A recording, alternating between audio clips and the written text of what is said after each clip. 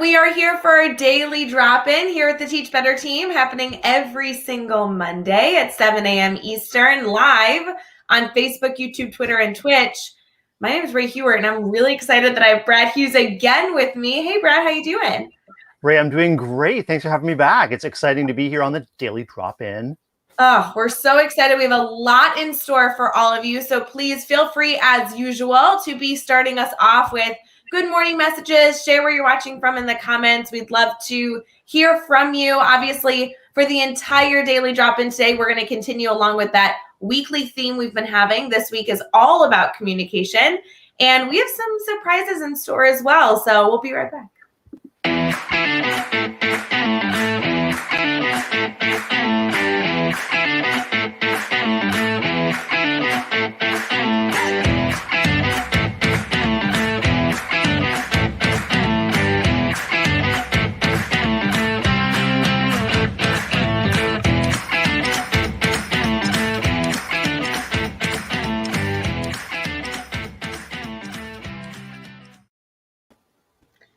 Good morning, good morning. Brad, you are just so wonderful. You're not only joining us for Daily Drop-In for a second time, but the following week, next week, you're going to be just a typical host of the show, which we are so excited for. And shout out to whatever tech issue you just had, because you just killed it popping back in. So we're thrilled that you're here and you are an all-star. I Teach Better team and Ray Hewart make me feel like an all-star. I mean, providing opportunities for me to have fun, connect, a weekly opportunity to be on a morning show is kind of like a dream come true. So you're making my life here, Ray Hewart. It's wonderful. I am thrilled to be a part of it. I do want to celebrate all of you listening. We're so thrilled that you're here live, or even if you're listening after the fact on Teach Better Talk podcast.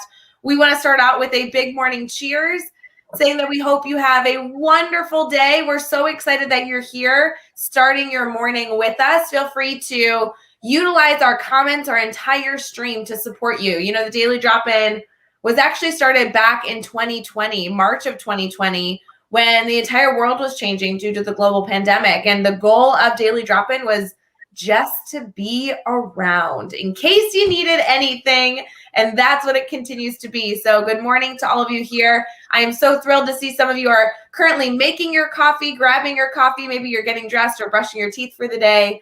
I know it's Wednesday, big day ahead. Brad, a lot of schools have started, and this is like a big week if you're getting ready for school. Where are you at in your school beginning and everything like that? Really big week, Ray. And right now, our teachers in Ontario, where I am working, are still on summer holiday.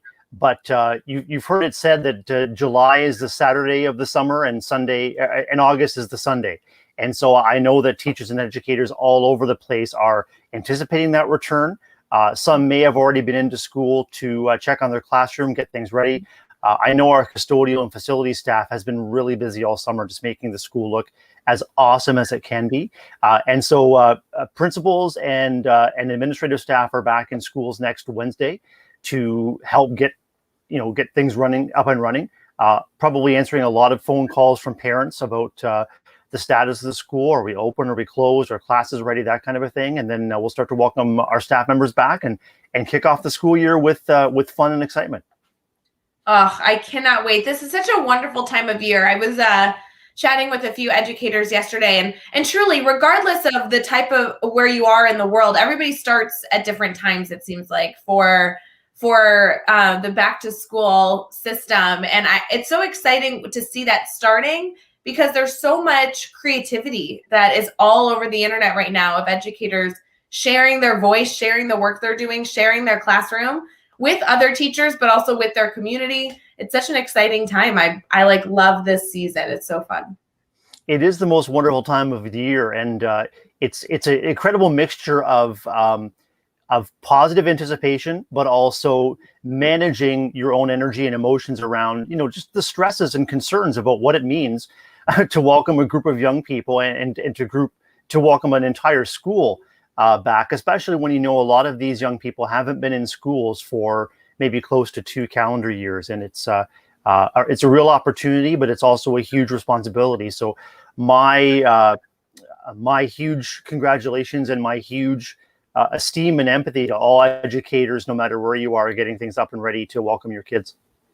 Oh, I'm so excited. I get to travel a little bit today. I'm doing daily drop-in, and then I'm going to do a little bit of prep and jump on the road. I'm going about 3.5 hours southwest to a school district that has their Institute Day today, and they're concluding their Institute Day with some fun that I'm thrilled to be a part of. So I love being able to see educators excited to be back and be a part of any small part of that. I'm so stoked to drive over there and go celebrate with them. It should be a great time. Do you have any big to-dos today that's on your list, Brad? I know you have a very important role. I want to get into that as well, just in case people aren't aware of your role. Do you mind telling us, first of all, a little about anything you have going on today, but also then what you do in terms of your title in education? Absolutely. I'm a school principal, elementary school principal in Waterloo Region, Ontario, Canada.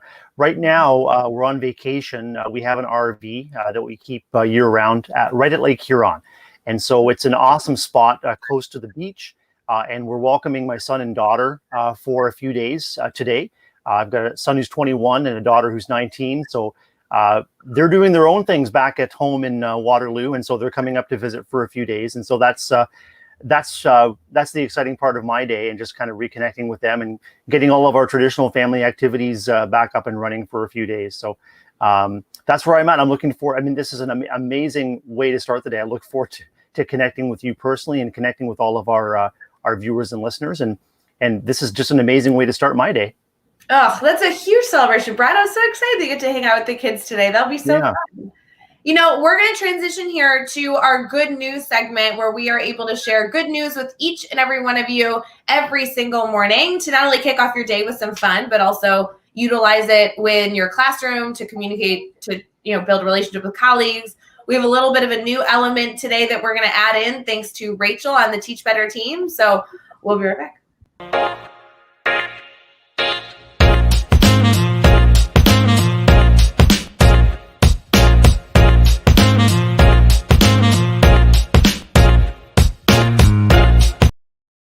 I love our good news segment. All of you guys know that we have a good news segment every single morning, just to start your morning off with some wonderful, wonderful details of the things going on in the world. And then obviously using it not only to build you up, but to possibly build others up or foster deep discussion. Brad, I know that you have the good news story ready for us today. Before we get to that, I do want to address one of the comments. Alex in the chat is asking if you have matching t-shirts. Is that a thing in your family? We do not have matching family t-shirts, no, except when we head to Walt Disney World. That is one of the opportunities when we have or have had matching t-shirts. But no, Alex, I haven't dipped into the Teach Better closet for my family yet. I think that would be a tough sell, although they all live the Teach Better mindset, better today, better tomorrow. But I think that would be a tough sell for my kids, especially. I love it. Yeah, for those of you watching on Teach Better Talk podcast after the fact, I will give a big shout out to you, Brad. You have some epic Teach Better swag on right now. I love that shirt. I love it too. I love the swag shop, and I love the positive conversation that it sparks when I'm out and about, just showing off my Teach Better swag. Well, and I will tell you, Brad, it's obviously great to celebrate all the good swag in the world, right? Especially when it encourages us to be better. But today is something special that I want to highlight. It's not National Swag Day, although I really wish it was, because you'd be killing it. It's actually something even more important. I find this to be an essential holiday that I want to make sure that we celebrate, because every single morning, along with our good news segment, we're going to start highlighting the special holidays in our lives. And this one is definitely one to kick off this element of our good news story. Brad, are you celebrating today's national holiday?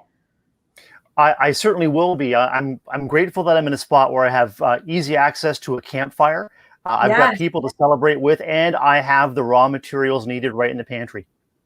I love it. Hey, everybody. Today, I want to celebrate. Today is National S'mores Day. We are very excited to be celebrating with you for National S'mores Day. And while we will be celebrating all the goofy holidays that our world has, I think that all of you should take on the challenge of eating a s'more today. What's in a s'more? A classic s'more is graham cracker, chocolate, and marshmallow. Is that it? Is there anything else in there? No, that's it. That's the classic version. And then every family that I know might have a little bit of a variation. Like, so our variation is we make a s'more between 2 chocolate chip cookies, or if we, the chocolate chips get all melty and it's pretty tasty. The other thing we've done is in Canada, we've got a candy bar called Caramilk, and I'm not sure if you've got the same candy bar or something similar in the US, but it's milk chocolate with pockets of caramel, like liquid caramel inside. And when those Caramilks melt, and you've got this marshmallowy, caramely, chocolatey goodness between your graham crackers, it's pretty special. That sounds amazing. I also love, Joe's adding in that he loves dark chocolate and also Reese's peanut butter cup in a s'more. That is never a bad thing. All things Reese's, that's my jam. I love it. Well, as you all continue with your wonderful Wednesday, it's August 11th, today, 2021, we would love to give you an excuse to add some sweetness to your day. So at some point today, find a marshmallow, make a s'more. I think that would be a good life goal today. I have none of those raw materials in my house, but like I said, I'm going to be on the road later today. Maybe I'll stop at a grocery store. Brad, I'm jealous that you already have all those resources at hand. I hope you post a picture later of your s'more. I will. And for those who are looking for a quick fix, rumor has it you can even get s'mores cereal with those golden grahams and the marshmallows and the chocolate puffs. And so if you want to make a quick trip by the grocery store, you don't have time, you don't have access to like a campfire or a stovetop burner, get yourself some of those s'more crunch, pour them in a bowl, and actually you can bring it back to the Daily Drop-In tomorrow. You can pour your bowl and you can toast with your s'more cereal tomorrow. I love it. We'd love to have you toast your s'more cereal tomorrow. And obviously we'll be updating you on big holidays tomorrow. I'm previewing it right now. And I will tell you, it has a very special place in my heart. So I'm very excited for tomorrow. Brad, you brought our good news segment for this morning. So I'm just going to sit back and sip on my coffee and let you bring all the good news to me. Ray, thanks. And as you know, I love to play. And the story I've chosen today comes from happynews.com. And at the end of the segment, I'll pop the link into our comment stream so people can have a look. Highlighting a toy shop that creates a safe space for children with autism. In communities, you might have, say, grocery stores, or you might have other movie theaters that are creating safer spaces, more comforting spaces for those with sensory needs. And this My Small World toy shop is a toy shop in Bath, England, doing big things for the customers with autism as well as the parents of children with autism by creating a friendly play space. The music is turned down, the lights are turned down, and people know that the shop is welcoming folks with all kinds of interests, all kinds of strengths, and all kinds of needs as well.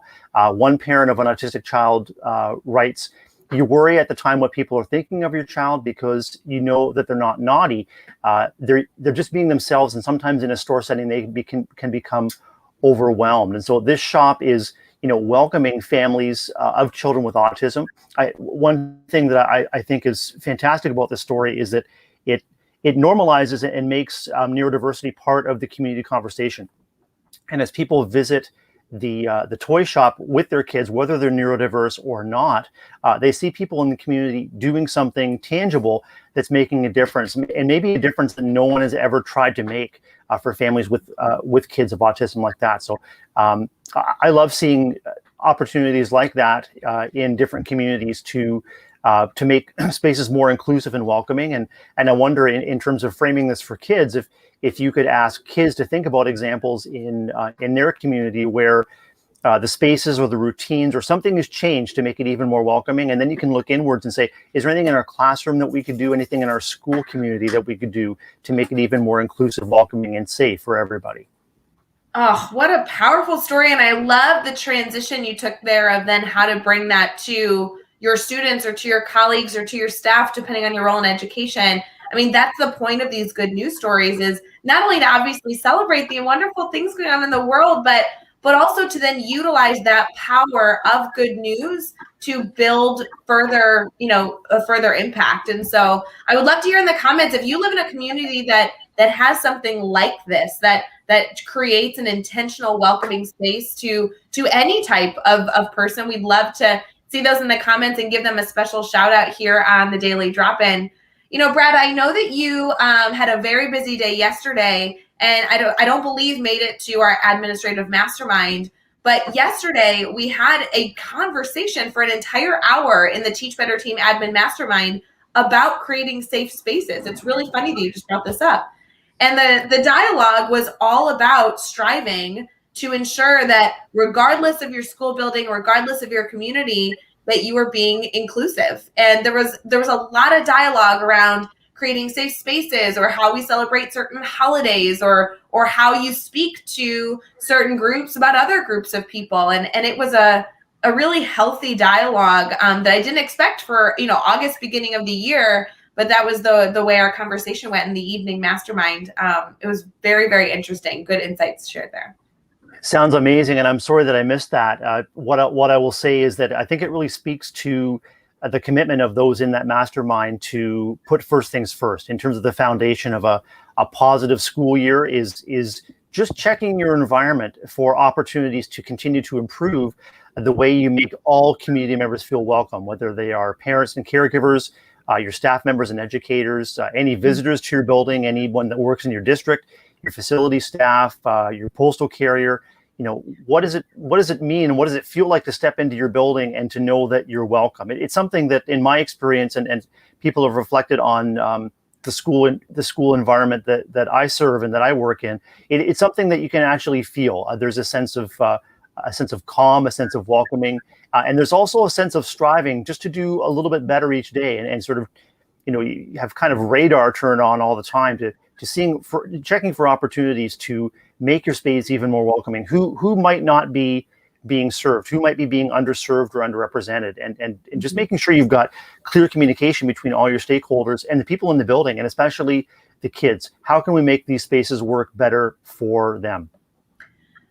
We have so many wonderful comments coming in of people giving a shout out to their schools or other things in their community that are celebrating all different types of people. Lindsay says we have a sensory friendly movie times, and I love it. They also have play museums, specific times for families that they might need those accommodations. I love that. Rachel is popping in and saying creative, inclusive, safe spaces may seem overwhelming because there are so many people and backgrounds to keep in mind, which actually was the conversation in Mastermind, is how do you keep every perspective in mind. But Rachel adds in, but it truly just starts with building positive relationships, focusing on always growing and learning. I couldn't agree more. She also adds in here, involving kids in the process is really important. Brad, I know that your background is not only in serving students constantly, but right now you're in an elementary setting. I can only imagine that the environment that the students are in, like their physical environment, has a dramatic effect on what types of moods the students are in and how successful they are. Can you tell me a little bit about what autonomy your teachers have in kind of like creating those spaces within your building? They have a lot of autonomy, Ray. And one thing that we're trying to promote and build awareness of, actually two things with our educators annually, and as we take a look at this year. Number one is to keep it simple. You've got full autonomy to create the learning space that works for you and for your kids. We're continuing to work within some COVID-19 protocols, including rows and desks facing forward and that kind of a thing. But within that, it's your canvas to create a space that you as an educator look forward to walking into every day, and creating that space that the kids are going to look forward to walking into every day. And the educators that I serve, and I know that there are millions of them that, and I've seen them on different social media, just taking such pride and such care in creating those spaces. And it's important to make sure that it's a space that educators feel that they look forward to coming into, because that's where the art, and that's where the art of teaching, the excitement of teaching comes together. So what we're also promoting is to try to keep things simple. We know that visual clutter can be heightening for kids, especially kids with sensory needs or neurodiversity. And so it's also okay to allow that canvas of your classroom to evolve over the school year. There are countless educators that go all out for the start of the school year to make sure that their space is as inviting, welcoming, and just pops of color and just incredible environments. But it's also okay to take a different tack and to allow that canvas to take shape gradually, involving the kids, for example, or responding to the kids' needs. It can be a masterpiece that evolves over the length of a school year. But making that space inviting for you as an educator, you can't underestimate that, because that's going to impact how you feel. That's going to impact your feelings and emotions. It's going to impact about, we are what we do. And when we inhabit these spaces, we want to make sure that they are energizing us as educators as well. So go with what you love. Yeah, Brad, I want to transition this. My next question to you was going to be, how then we communicate that we have these spaces. This theme this week is all around communication. So we're going to shift here to our brainstorm bank and get brainstorming here with all of you.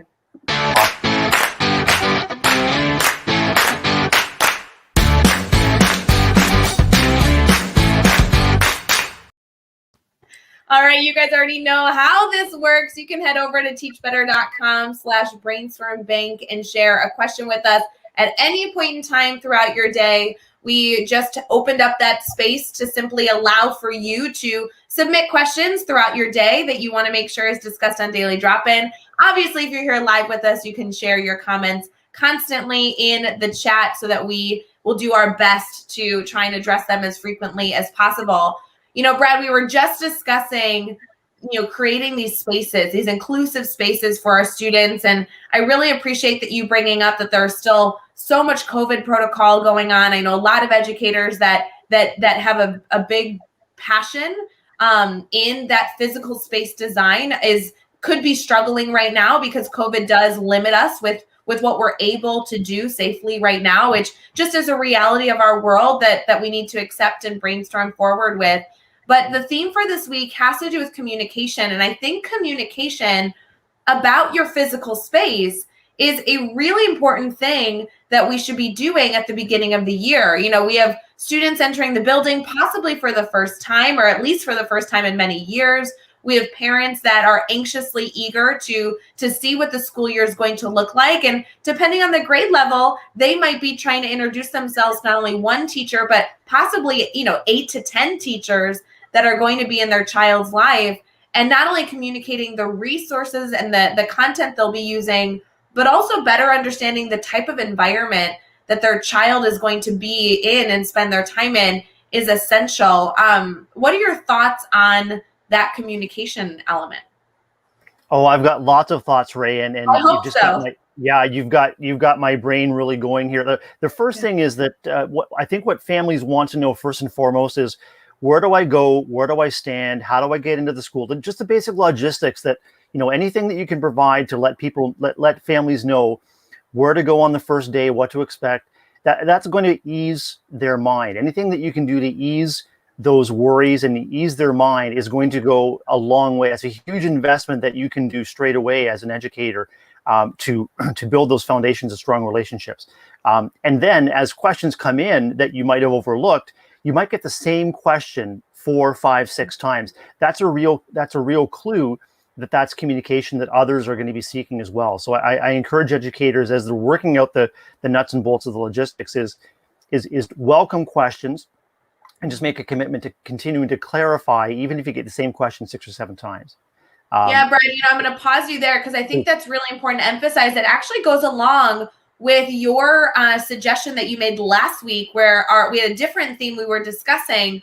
But when you joined us for Daily Drop-In, you focused on finding measurables. How are you going to evaluate if you're meeting your goals? This is a perfect element of reflection, that as you're communicating, if you have an open door policy for questions, you're able to continuously reflect on if your communication is being effective based on the questions that you're receiving from your community. I know that I've joked plenty that when I communicate with parents, if I get the same question 2 to 3 times, then I know that whatever I'm communicating isn't effective, and I need to blast out that information, whether it be in a video or an email or a more prevalent place on a website. But if you're getting that question 2, 3 times, then something's not clicking. It doesn't mean that you failed in your ability to communicate, but true. something isn't all the way, connected, I guess.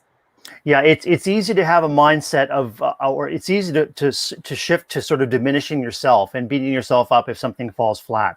It's probably not you, and there's so much in our life that happens to us and around us that it's natural to take personally, because we take what we do so personally, so naturally. But it's probably not you. I'm just going to say that it's probably something outside of your control, and even if it is you, you've got it within your capacity to adapt. Not necessarily correct, but just adapt, shift, find what works. And I wanted to pick up on a discussion that you and Katie had yesterday on Daily Drop In, and that was around finding ways of communication that work for you.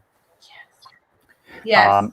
And what I want to reassure, and what I reassure the educators that I work with is it's okay for you to set parameters around communication so that it works for you. The frequency, the mode of communication, whether it's mostly online now with lack of paper shifting back and forth, but find what works for you and communicate it to your parents. But also leave a door open, either something that emerges that you discover that mode of communication isn't working for a certain family or a certain stakeholder.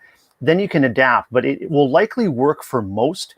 And then it's a way of learning. You can put out there, like I plan to have a monthly newsletter with photos of student work in the environment and different check-ins and see how that goes, and then get feedback from family, because it will probably work for most. But for the people that need more frequent communication because of, for example, student learning needs, or because maybe there are families that are in different households, you can adapt for those individuals, but it will probably work for most. But it's important to find something that works for you, and that's part of the autonomy you spoke about earlier, Ray. Is that each school may have different expectations around communication set by the school leader or set by the district. But that's my advice to the educators that I work with: is do what works for you, and then make changes to adapt your communication to meet individual needs.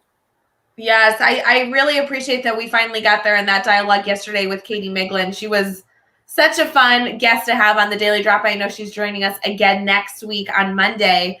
But that dialogue really was at the tail end of our conversation, trying to ensure that we were able to give a piece of advice. And she wanted to emphasize finding the type of communication that worked for you, and that being so important, because, it kind of relates to, I don't want to go on a tangent, but, Adam Welcome and I wrote a book together called Teachers Deserve It. And his first book that he wrote, that we kind of like built off of, was Kids Deserve It, which it's a very popular book. I'm sure a lot of you have read it. And, we had this idea that, yes, kids do deserve it. There's no doubt. And the book has so many different things that we can be working on as educators. But we felt it was really important to collaborate and write Teachers Deserve It, because while kids deserve it, it shouldn't be at the demise of the educator. So as you're thinking about communication, yes, you are going to commit to communicating, and you're going to commit to communicating well and improving your practice and being better every single day in how you're communicating. However, don't do it without considering what also is going to serve you as a person, as an educator. Choosing a medium that works well for you, choosing a time frame that works well for you. Those are all really important elements of your communication style wholeheartedly. So I think that so true. And it reminds me of our discussion a little bit earlier, Ray, about creating the classroom. I mean, your communication plan can be a canvas that evolves. And just as you said, it's essential that educators keep the sustainability in mind. And if you go along a path that you decide, or you discover isn't sustainable for whatever reason, you don't have the time, you don't have the energy, if you notice something becomes something that you have to do rather than what you want to do or looking forward to doing it, it maybe needs to be changed. So if you've overstretched, it's okay to pull back. And sometimes it's helpful to clarify with stakeholders what the pullback is and why you're doing it. But sometimes it's not. Like, most people don't even, they won't notice a small change, but it might make a big impact on you as an educator. So give yourself that freedom and permission to change tactics, to change directions, to make sure that it's sustainable, and it'll be constantly a balancing, or as Lindsay Titus would say, constantly a blending act from day to day, from week to week. Just make sure we're all creating as we go. Education, like so many other walks of life, is at its heart a creative endeavor. And so as the creator, as the conductor of the orchestra, or as the artist, as this canvas unfolds, you're creating as you go, and you have permission, and you have, I hope, the autonomy and the practical and emotional support from school leaders to make those changes as you see fit. Because if you tip the balance past what's sustainable, it's going to actually have the opposite effect. You're not going to be communicating effectively. You're going to approach burnout sooner. And so just keep things blended, and just keep things manageable, and make changes as needed. Oh, such good advice, Brad. We have a lot of comments that are emphasizing and adding to what you've just shared. I'm going to pull a few here. Alex says, as a leader, you may be asked the same question 6 or 7 times, but it usually is coming from 6 or 7 different people who are all asking for the first time. He notes the importance of being very patient. That is absolutely an element of communication. Dave Schmitto, Dr. Dave Schmitto, jumping in here from the Teach Better team, says, Brad, I love this approach.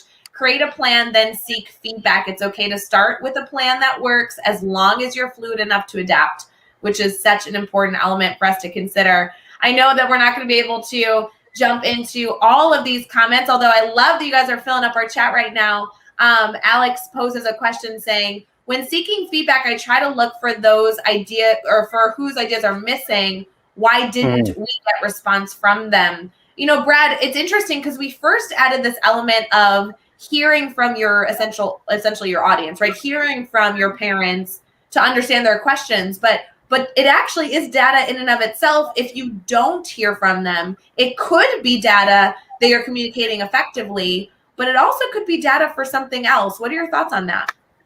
I think that point there from Alex is key, and that circles back to how we started our conversation, Ray, about creating inclusive spaces, and we have to be asking who is being underserved, who is being underrepresented in terms of the responses we're getting. Because let's face it, I've had the following thought cross my mind. I keep, for example, you send out newsletters and you haven't heard from family Y or family X, and it's like, family X must not really care about what's happening in my classroom or what's happening with their kid because I haven't heard from them. The flip of it is actually true. The flip of it is, it's our responsibility to ask the questions that Alex is asking. Why aren't we hearing from that family yet? What could we do to engage them in a way that is different or more effective? Because if you believe that kids deserve it, and you believe that keeping a family informed and seeking information from a family to better serve your kids is worth it, then you have to ask that exact question that Alex did: is who's not being reached? Who am I not hearing from? And try to find out, not only make connection, but sort of ask that question, not necessarily why haven't I heard from you, but what could I do to make it possible for us to stay in better touch?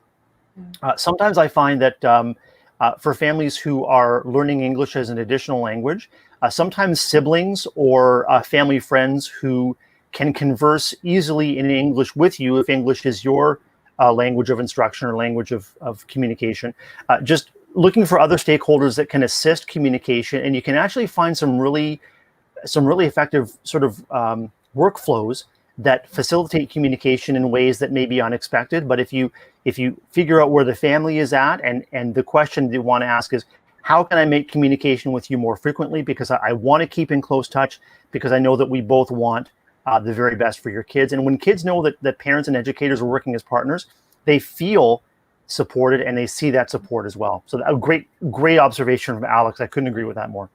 Oh, really, really good information. Brad, you made me nervous earlier today when you were noting that you were going to reference something that Katie and I talked about yesterday in Daily Drop-In, because if any of you were with us, there was a big debate on certain things and how we say certain words. And so I just want to kind of confirm because I'm not going to be able to move forward with my day without hearing this from you. So I'm going to describe something and I'm going to have you tell me what word I'm describing. Does that work for you? Yeah, and as a Canadian, I may need to spell it because it might have extra vowels. So I'll just make sure I respond appropriately to You're you. just adding a whole new element to our conversation yesterday. And this is good for communication, right? No, I'm just kidding. It's actually useless. But let's go with this. If you were to go work out later today, what would you put on your feet? I put sneakers.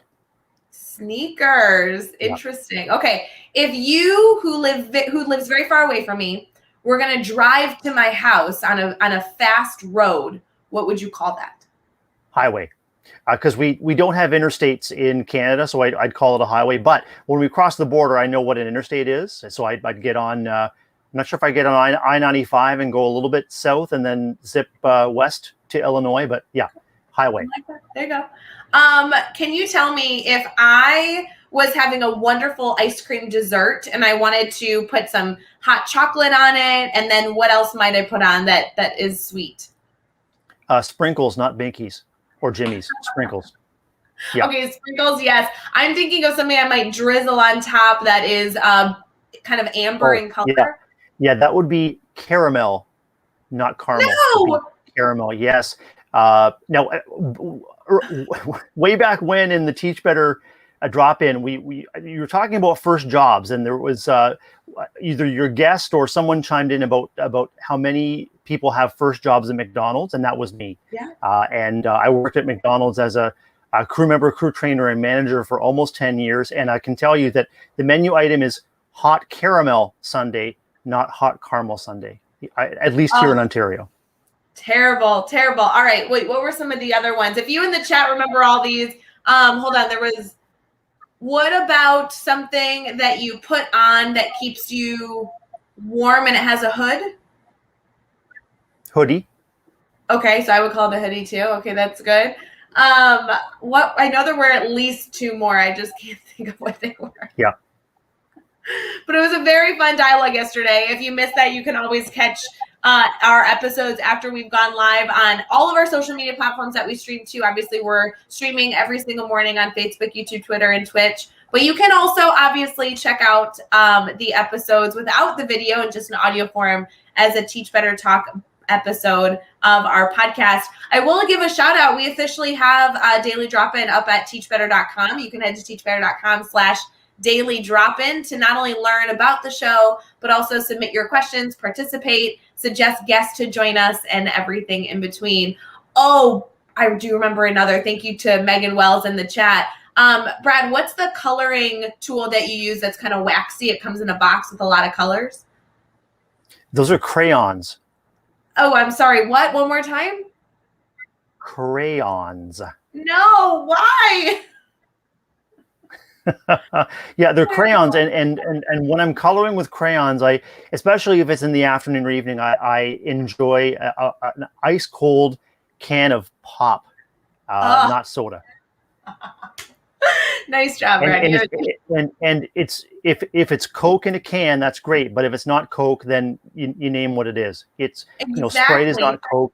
That's the way we roll here. So I'm so glad to hear you say that, Brad. That at least helps a little bit, because I still think that keynote I did in Arkansas was one of my favorite moments, embarrassing myself on stage talking to a lot of educators a few summers ago. It was so much fun. So much fun.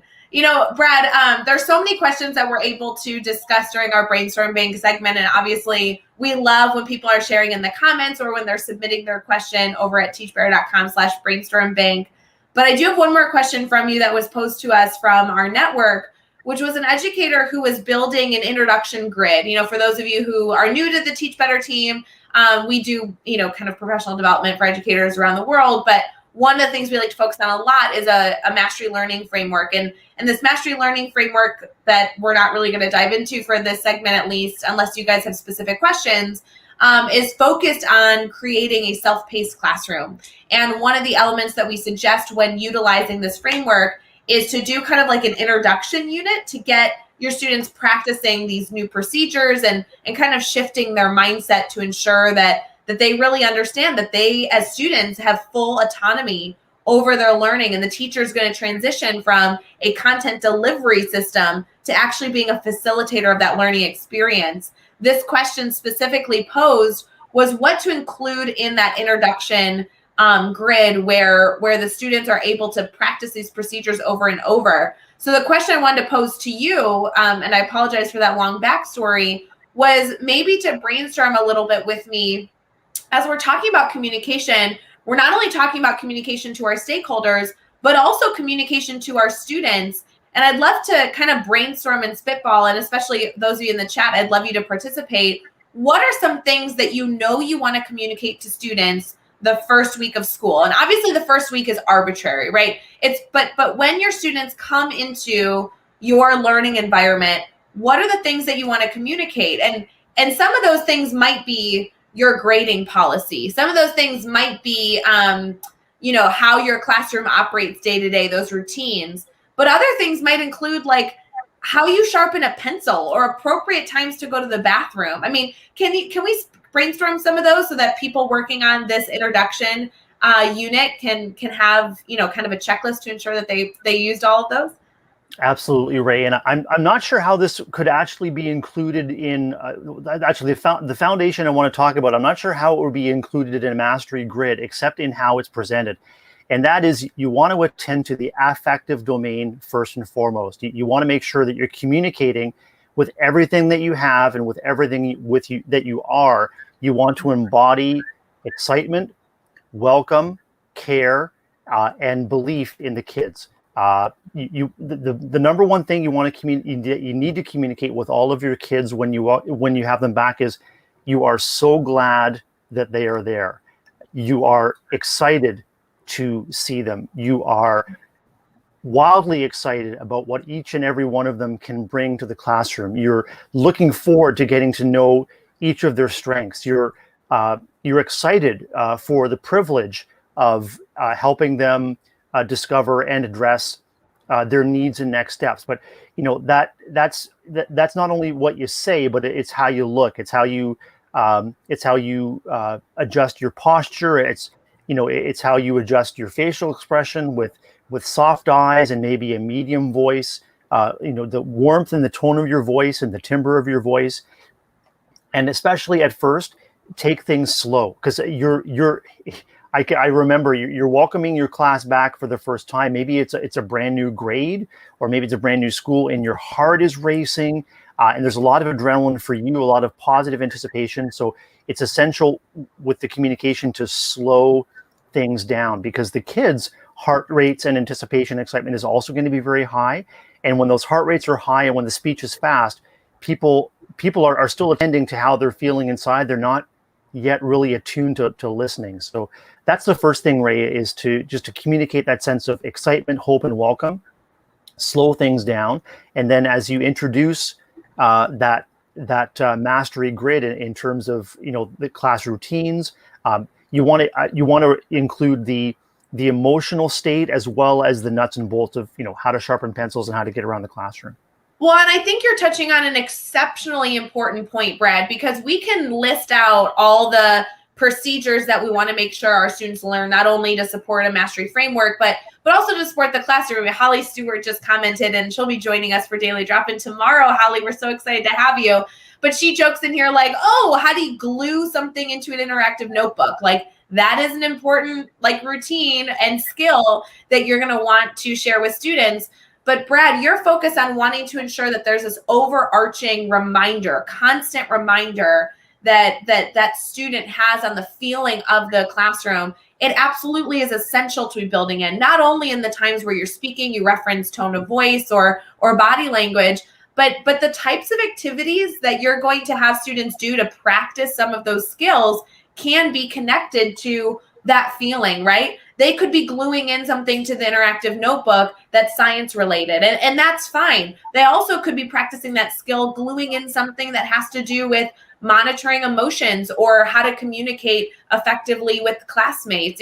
There are ways that we can constantly be folding in learning experiences for our students that emphasizes our open-minded, welcoming demeanor in the classroom. And I think that that's a wonderful note to make as we are building our introduction sections for our students is not only what do we want to do, but how do we want to make them feel, and what are we actually trying to communicate? That's important.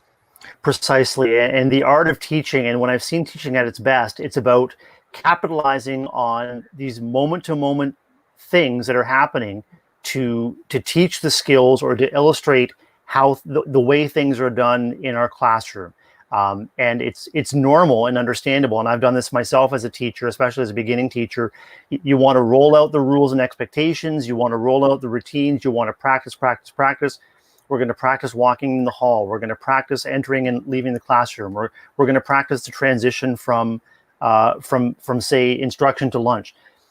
You can also allow those things to unfold and state your expectations and hopes really clearly, and provide feedback. And it comes back to that emerging canvas. It may not be a picture perfect canvas in the first block of the first day, but you've always got a foundation for feedback and for refinement and for improvement.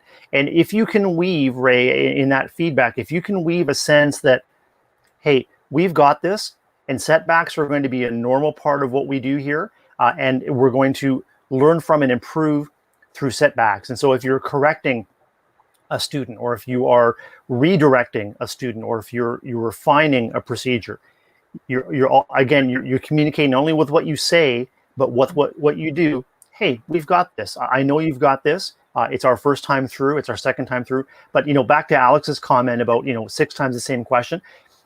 It will take a student. It takes us many repeats of the same routine or procedure successfully until we lock it in. And as kids are excited as they come back inside from that first recess of seeing all of their friends and being active, and again, those heart rates are up, and they're going to be scattered, and you just have to be, I guess you just have to be patient. You have to be permissive, and you have to be just kind of, you meet them where they are at their energy level and kind of bring them back in together. But I see so many beautiful classrooms being shared on Instagram and other media, and what I'm confident is that those educators know that it's not only about what's on the walls. And I'm going to say what's on the walls speaks. There's no doubt everything speaks, but it's not just what's on the walls. It's how you communicate through your actions and through your empathy, the things that are spoken, unspoken. It's how you communicate what's on the wall that brings what's on the wall to life. And so if your wall says we are better together, then I'm confident that as an educator, you are living what's on your wall. And then you might have an opportunity to kind of just, as you're helping kids discover this moment where we have demonstrated we're better together, you just kind of wander over to that poster. You don't even have to really, talk to the poster and say, see, we're better together, but you can just kind of wander over to that poster. That's your anchor spot in your classroom when things are going really well, when you're demonstrating that you're working as a community. Is wander over there, and then they can see and hear and feel and know that you're walking the talk, and we are better together. It's not just on your wall. It's how we live in our classroom as a classroom family. Brad, you are always so chock full of suggestions, and I just love learning alongside you, not only in Daily Drop-In, but just in life, because those small little strategies, like those small little choices that we can make, have such a huge impact on our effect that we can have on students and families and anything in between. So powerful. Equally powerful is how we can continue to be a learner, not only by listening to Daily Drop-In, hopefully participating in the comments when we're able to catch Daily Drop-In live, but also continuously being a learner at other elements of our day, whether it's communicating with colleagues or reflecting on questions with stakeholders. We're going to transition here into a segment that we have a special for Wednesdays, which is all about recommendations to continue to be learners. So we'll be right back.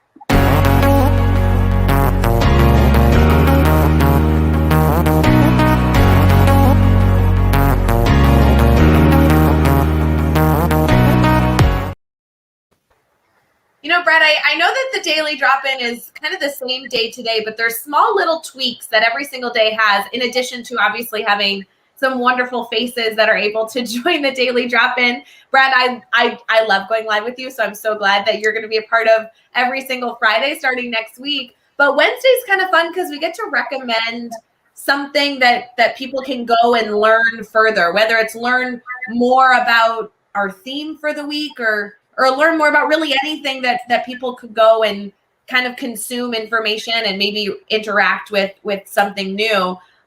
This one that I'm going to recommend today is not necessarily on communication, but I think it could be, depending on how you interpret the content. I don't want it to be a stretch. I just felt like it was really relevant and important. Sounds great. I'm eager to hear about it. Yeah. So I'm not sure, Brett, do you follow anything TED related, like TEDx or TED Education? There's a TED Education podcast that I really enjoy. And TED has a lot of different supports, not only in the presentations that they do, but also just in podcasts that they offer and everything else. And one of my favorite podcasts that I listen with TED is the one specifically on education. They just published, within the past few months, they just published an episode that says 3 myths about racism that keep the U.S. from progress. And it was a really interesting little talk. It's not too long. It's only 10 minutes. And what I liked about this podcast being 10 minutes is that it brought up 3 different elements of education and then discussed some gaps that we have in education related to race and ethnicity and diversity and everything else. And I felt that in these 10 minutes, while it didn't necessarily offer solutions, it did allow us to have some healthy dialogue around not only myths, but around a topic that cannot go away. Last summer there was a big movement, especially in the US, that we needed to do more than just be aware, but we needed to take action to welcome in all people into our communities. And I really enjoyed this 10-minute little segment brought by TED Education that allowed people to reflect on their practice. While it may not be something that I would recommend to bring to your students in this format, I think it really allowed us to foster some dialogue and conversation. So in terms of things that we love, things we recommend, I thought that this really challenged my thinking and really allowed me to do some reflection. So I really recommend that. Like I said, last week we recommended a full book, and on Wednesdays it's always fun to recommend different resources. I really wanted to change it up this week and recommend something that was short and sweet and still extremely intentional. So this 10-minute podcast by TED Education hopefully is something that people check out and share your thoughts on after you listen up. Be good. Ray, I'm curious. I haven't listened to that podcast yet, but I'm curious if there is maybe even a small, 20 to 30 second soundbite that you could extract. And depending on the age and stage of the students that you're working with, play that for them, and you can use that as a jumping off point for a discussion about their experiences. I mean, if part of welcoming kids back to school is anticipating what experiences they may have had in previous years and learning from them what works and what doesn't. And it's essential as educators, I believe, to welcome kids back with a clean slate and a full and free opportunity to become who they will be. Freedom from setbacks and mistakes and relationships that just didn't work out in the past. And this could be a way to open up conversation, not only about what they have experienced and what they're worried about and what they want to see different, but also a window, just a brief glimpse into the own inner work that you are doing as an educator to make sure that you are working with your kids to create that space where all feel welcome, respected, valued, and also have mechanisms in place in your classroom where if there are setbacks, if there are mistakes, if there are screw-ups on the part of the teacher or other kids, where someone's feeling diminished, left out, excluded, or discriminated against, then there are mechanisms to have a dialogue about that. And so that it just, a little soundbite that could set up those kind of routines of dialogue. This is how we work in our classroom community. We discuss what's going on, we work through it, and we learn from it as well. So I'll look forward to checking that out, and I'll see if there's a little bit of a soundbite that I can extract or recommend that the teachers that I work with do. Yeah, please do. I know that we'd love to hear from any of you who choose to take us up on a recommendation that you challenge your mind, challenge your thinking. Again, we'll be doing this every single Wednesday just to give you a little food for thought on other outside resources to be successful. Brad, I don't know about you and how you like to consume your learning, but as I've spoken very publicly about, there are books that I love, which is why last week I had a book recommendation that I feel very strongly about. But typically, I consume my information in an audio form. And so podcasts have really opened up a whole new world for me in terms of being a learner, because I'm able to listen to it, not only because that's my preferred medium, but also because I can do it in the car. I can do it on a walk with the dogs. I can listen while I'm cooking dinner. And so it really kind of opens up my learning experience. I personally use Apple Podcasts. I don't know if you don't have an iPhone and you have an Android. I know there's Google Podcasts. I know you can listen on Spotify. There's so many places to listen to podcasts, but obviously a big shout out to everybody a part of the Teach Better Team podcast network as well. There are like over 20 podcasts over at teachbetter.com/podcast that we have vetted those people. We believe in the work that they're doing. They're people that are furthering not only their missions that they believe in, but also their own experiences as learners. And we love being able to recommend those podcasts as well. If you are looking for your next learning experience, and after consuming that episode that we recommended today from TED Education, looking for more ways to learn. I know, Brad, you are a very active podcast member, so I love that you're a part of that community as well. Thanks, I love being part of that community, and as a podcast creator, I'm also aware as a podcast consumer of the need to bring great ideas forward, and that's why I think your recommendation of the Teach Better Podcast Network as at least a jumping off point is amazing, because all of the podcasters are seeking to connect with other educators and other influencers that can make us better, and that can leave you after 10, 15, 20 minutes, whatever time you have to devote, leave you with something actionable that you can take forward to your kids. Or I kind of like it too. I've been talking about Canvas and different visual arts things, but it's kind of like a tapestry, right? Like every podcast episode, whether it's the host or the guest, it's another thread of connection in our own professional learning journey. And then you just never know where those threads might lead. Like a guest that you listen to might lead you to his or her own podcast and a deeper dive, or a podcast you listen to might lead you to a book recommendation or a chapter recommendation, or like you said, a TEDx talk, TEDx video. But it's amazing. Just there's no wrong place to start with any of those podcasts, and then just follow where those threads lead. And then you're building up that repertoire of professional learning. And then the last strength of that is the ability to share what you're learning with people around you, whether it's family members, friends, colleagues, a note on your staff whiteboard or in your staff email conference about, hey, just check, if you've got 10 minutes, check out this worthwhile podcast, or check out this TED Talk. And something that school leaders can also do is to move things forward, is to provide those little bites, those little manageable bites of learning that they think will resonate, and just name the why. Why are you putting this out there? Why do you think it's a valuable listen or a valuable watch? And then finally welcome that feedback. And I always let people know, love to know your thoughts about that. And occasionally people will take you up on it and say, so glad that you recommended that. Let's have a discussion to further our understanding of it.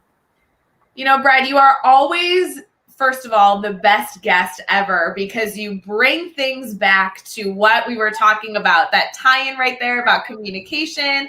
You threw in another suggestions on how our leadership can communicate to stakeholders and their staff. Power to you, Brad. You are such a professional. I'm so glad you were able to join our daily drop-in this morning. For all of you listening, don't forget, you can obviously catch any part of the daily drop-in where we are streaming on Facebook, YouTube, Twitter, and Twitch. But also, obviously, when you go over to subscribe and hopefully rate and review Teach Better Talk podcast, because we're publishing at least 5 episodes a week over there to try and support you throughout whatever journey you are currently on towards your pursuit of better. I do want to give a shout out later this week. We have Holly Stewart joining us, and then we will end Friday with Dr. Neil Gupta, who's going to continue to emphasize our conversation on communication. The following week, we are really focusing on relationships, not only relationships with staff, but also students and parents and everything in between. So we're going to kind of take our goals that we've been setting and our communication suggestions and now build that into ideas for relationship building the following week. So we still have a lot in store for Daily Drop-In. Thank you for joining us every single morning, Monday through Friday at 7 a.m. Eastern. Brad, I know we will see you not only in the comments, but again next week. So we are so thrilled to be able to continue that dialogue with you. Thank you for joining us today. It's always a pleasure. I'm really looking forward to our continued conversations. And I always walk away from Daily Drop-In, whether I'm a participant or reviewer, I always walk away feeling that it was time well spent. And whether it's something new I've learned or something, just a change in my thinking or just the positive energy, I love what Daily Drop-In provides. So it's awesome to be a part of it, Ray. Thank you. So fun. For everyone else, we want to cheers your last sip of coffee. I timed this so perfectly, Brad. I have just a sip every single time. I think I'm going to go pro. For all of you, have a wonderful rest of your Wednesday. We will see you again tomorrow morning. And we hope that you just continue to emphasize all the different things that educators are doing as we continue to amplify the voices of the incredible people supporting students. Thanks so much for all that you do. We'll see you soon.